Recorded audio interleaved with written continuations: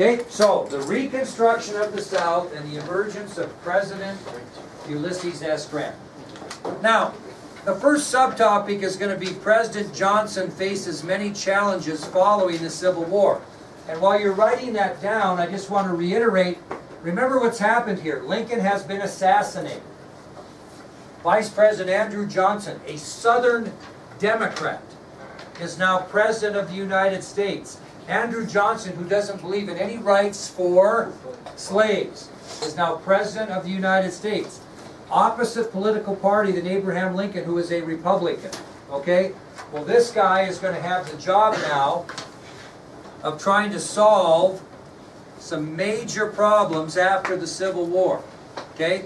And they really don't get solved during his time. Matter of fact, in the 12-year period between 1865 and 1876, that 12-year period becomes known in American history as the Reconstruction.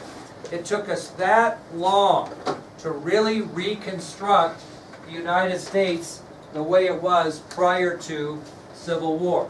So again, between 1865 and 1876, the United States is going to try to solve many serious problems that occurred after the Civil War.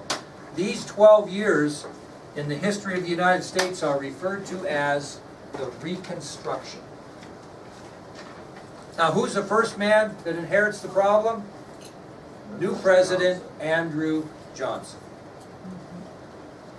Now, let me ask you a question. This might surprise you. True or false? President Andrew Johnson agreed with Lincoln's plan for Reconstruction. True. Most people would say false because they're opposite. Actually, he did. He did agree with it and supported it. So President Andrew Johnson not only agrees with President Lincoln's plan to reconstruct the South, but he also supports it and will try to put it into place. Okay, he's going to try to put these things into action. Now, before we get into that, let's tell you a little bit about Andrew Johnson. Maybe just a little bit about him, okay? He, like many other politicians, was considered a self-educated man. What does that mean if you're a self-educated man? Not yourself, had no formal schooling.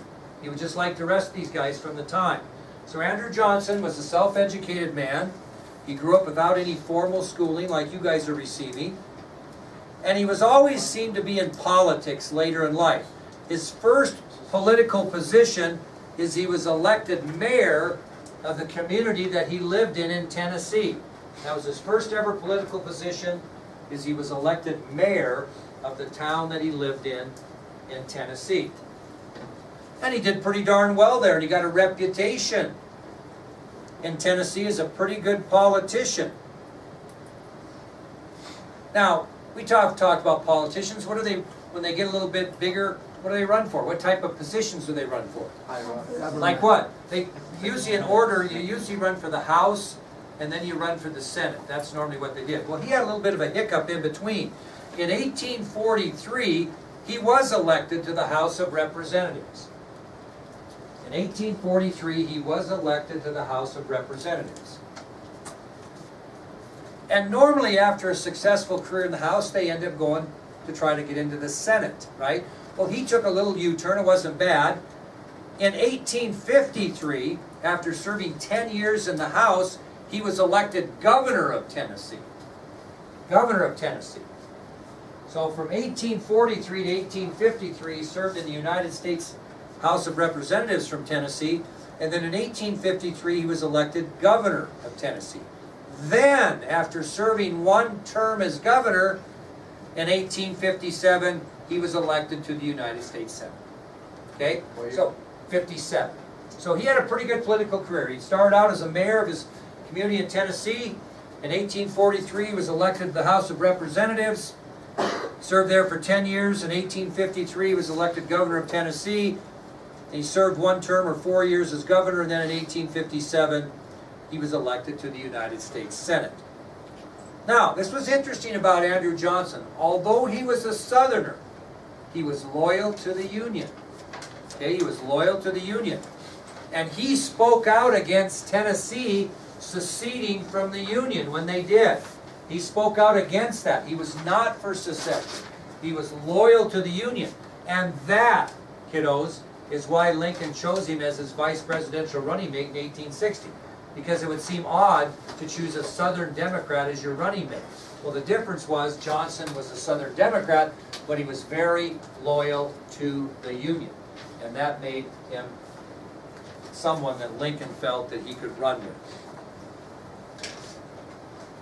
So, Lincoln takes over, or excuse me, gets assassinated. Johnson takes over. He's going to carry out Lincoln's plan for the Reconstruction, but he's going to face some pretty serious opposition. Some people are going to oppose him, because remember what Lincoln's plan was? He was going to offer amnesty, right, to citizens if they pledged their allegiance. He was going to offer states to come back into the Union with just a 10% vote, right, of the citizens in that particular state. Well, the group that really opposed that, and eventually would oppose then Johnson, was a group in Congress known as the Radical Republicans. And that's what they were. They were Republicans in Congress that were considered radical and hated the South. So they were very northern in their thinking. Okay?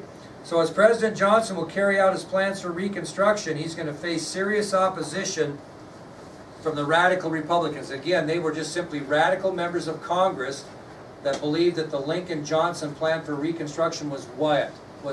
Way too what? Merciful. Soft and easy on the South. Yep.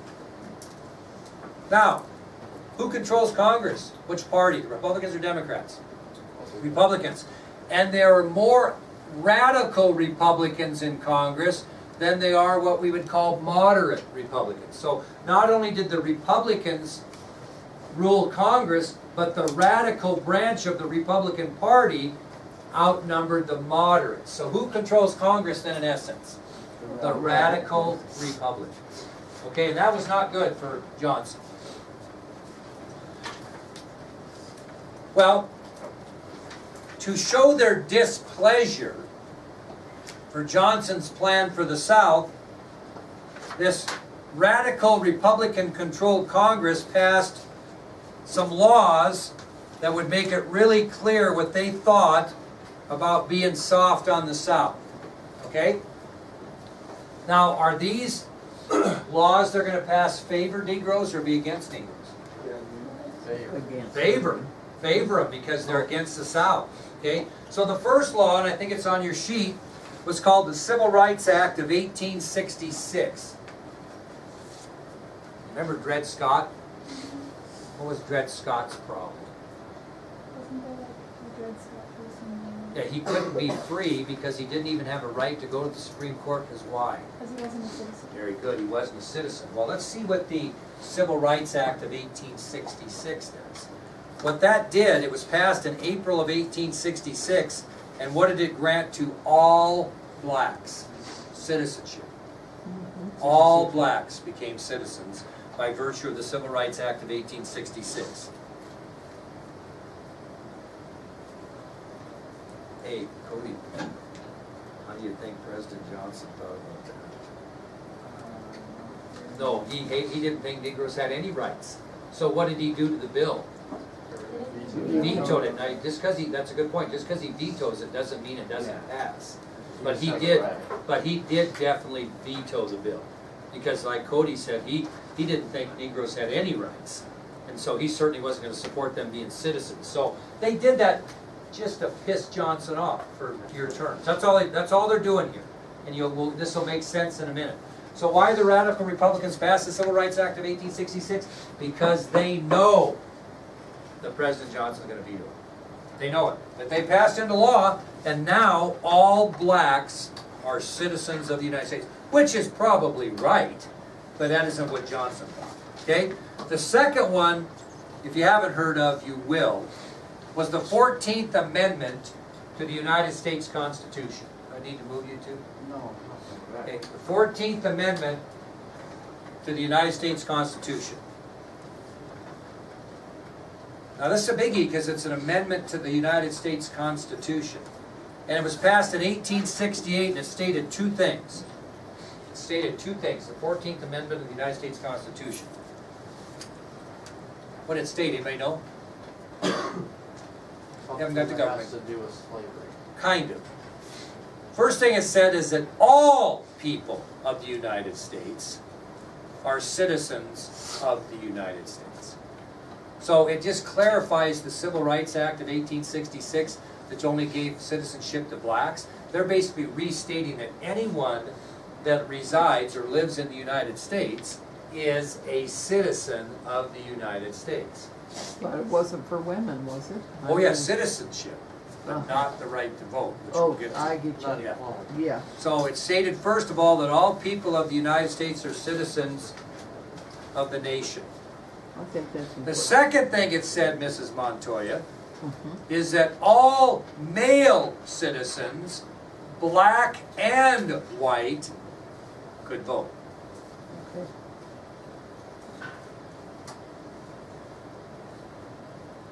Now, there's a method for their madness. As much as you might believe, this was not passed to make women mad. Because white women aren't going to have the right to vote, but black men are. And that's going to cause some problems, which we'll talk about in a minute. The main reason Congress passed the 14th Amendment of the United States Constitution was to try to keep the southern states from getting back into the Union. Because what the deal was, if a southern state wanted to be readmitted into the Union, they would have to ratify the 14th Amendment into their state constitutions. And if they ratify the 14th Amendment into their state constitutions, they are saying in Georgia that all people of the United States are citizens of the nation and that all male citizens, black and white, can vote. Now, what's the northern philosophy on that? Is if you don't ratify, in other words, you don't approve and accept that formally into your state constitutions, we're not going to allow you to come back into the Union. And what happens if they don't come back into the Union? What if all the southern states come back into the Union? Do they get representation in Congress? They certainly do. 2 senators and however many representatives. Do you think the radical Republicans want that? No, so they're passing this. You know, we hear about, by God, it was great, and it was great, because it was right. Everybody should be a citizen. Blacks should have the right to vote, although women got ripped off on this deal. I mean, it's not that their decision wasn't right. It's the fact that they did it because they thought that a lot of these southern states would not ratify the 14th Amendment because they didn't believe in what it said. And if you don't ratify it, what happens? You can't get back in, that's right. And that would make the South have less representation in Congress, okay? Now, as I mentioned, and Mrs. Montoya was alluding to, because I could see her hair sticking up in the back of her head. That's right. The 14th Amendment did cause bitter feelings among women in the United States, because a black man could vote and a white woman could not, and white women were citizens of the United States long before black men and were supposedly better, right? Well, probably the most outspoken woman concerning the 14th Amendment of the United States Constitution was a women's rights leader by the name of Elizabeth Cady Stanton. And she believed that the 14th Amendment would cause ill feelings between black men and white women forever. Okay? That's not necessarily true, but that's what she believed in. So, as again, the 14th Amendment caused bitter feelings among women in the United States. A black man could vote, a white woman could not. And the most outspoken women's rights leader about the 14th Amendment was Elizabeth Cady Stanton. And she believed that the 14th Amendment would cause ill feelings between black men and white women forever. Now, what else does she believe? If women can't vote, are they being discriminated against as far as a voice in government? Yeah. Well, they certainly are. If they can't vote, they don't have any say. And she's got a tremendous point. And we'll go ahead a little bit and just make a point. And the first state in the Union that allows the woman to vote is Wyoming. Okay, and we'll get to that later in the women's suffrage. What's that? Right, that's exactly right, although we're not much on Negroes, but anyway, here we go. Now, what do you think President Johnson's view on that was, Cody? The 14th Amendment. Do you think Johnson wanted blacks to have the right to vote? Absolutely not. And so he's again going to be against it. And at this point, the radical Republicans say, you know what we're going to do? We're going to come up with a plan of some kind to remove that idiot from office. So the radical Republicans are going to go after Johnson and try to get him out of office, try to push him out of the presidency. They don't like it, and they think they can do this. Okay, they think they can do this. So they start to defame the president with rumors. They start spreading rumors about him.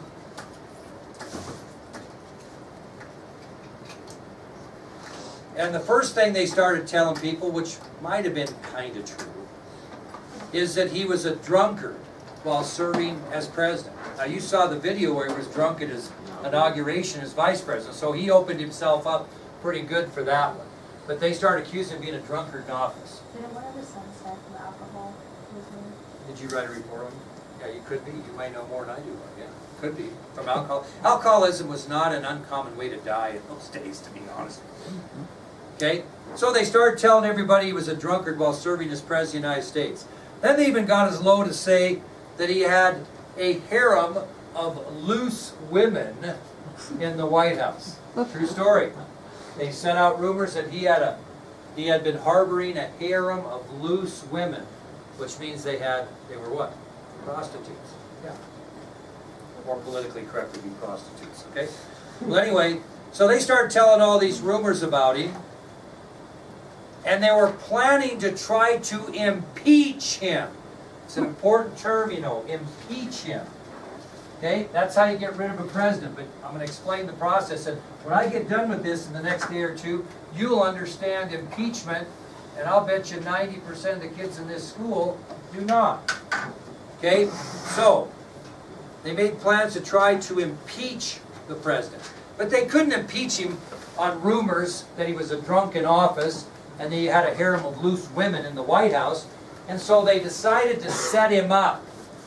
And you know how they set him up? They passed something called the Tenure of Office Act of 1867, which is our next subtopic. The Tenure of Office Act, on that sheet, the Tenure of Office Act, 1867.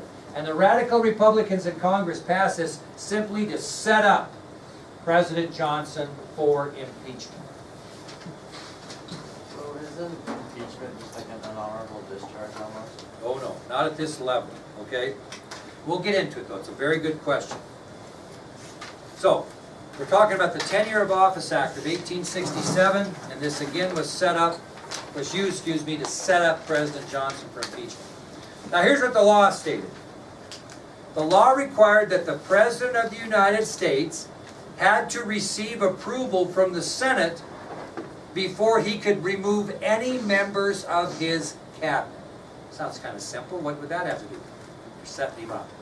So the law requires that the President of the United States had to receive permission or approval from the Senate if he wanted to remove anyone from his cabinet. Why in the world would they have some law like that, Jamie? Why would you come up with something that bizarre? Does that seem a little bizarre that you pass a law that the President has to have approval of the Senate to remove anybody from his cabinet? Yes, because he couldn't choose it. Like if they didn't like that person for personal reasons, but not political reasons. I mean, that makes sense, but why would they pass this law? They must have had some inside info. What was Johnson about to do you think? Fire somebody from his cabinet, right? Now, the radical Republicans knew that Johnson did not like Secretary of War Edwin Stanton. He was the guy that said now he belongs to the ages. He's the guy that put out the reward for Lincoln's assassin. Johnson didn't like him. And he didn't like him for a pretty good reason, because basically he was disloyal to President Johnson since the day he took office. And he had served as a spy for the radical Republicans. And every time Johnson made a move, what did Stanton do? Went back and told the radical Republicans. And Johnson didn't like it. It'd be like if you were coaching football and one of your assistants went and told the other team all your plays. I mean, you wouldn't want him in your system very long, would you? You'd want to fire him. Guess who Johnson wanted to replace Stanton with, ironically? Ulysses S. Grant. That was his plan. And the radical Republicans knew that. Okay? They knew it.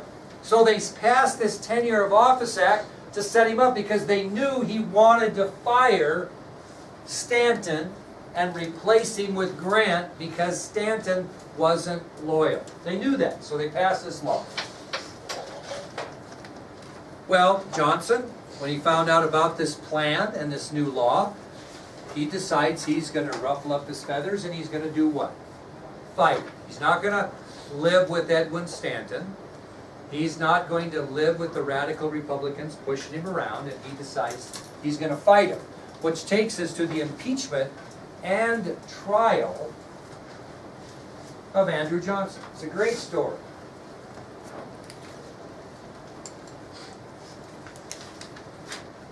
Well, first of all, Johnson believes this Tenure of Office Act is what? Unconstitutional. So he fires Stanton in February of 1868. Fires him. Okay? So President Johnson looks at this Tenure of Office Act. He thinks it's unconstitutional. And he goes ahead and fires Secretary of War Edwin Stanton in February of 1868. Well, that's exactly what the radical Republicans wanted him to do. This is going to justify them to impeach him. And we'll talk about the process in a minute. And in order to be impeached as a president, you have to be accused of committing high crimes and misdemeanors. If you commit a crime, even a misdemeanor, as President of the United States, because you're not supposed to break the law, you can be brought up for impeachment. What's the crime that Johnson has committed? He didn't go to the Senate. He violated the law by firing Edwin Stanton. So it's kind of a trumped up BS deal, but that's what they do. Okay? High crimes and misdemeanors. Now, let me explain the process for you right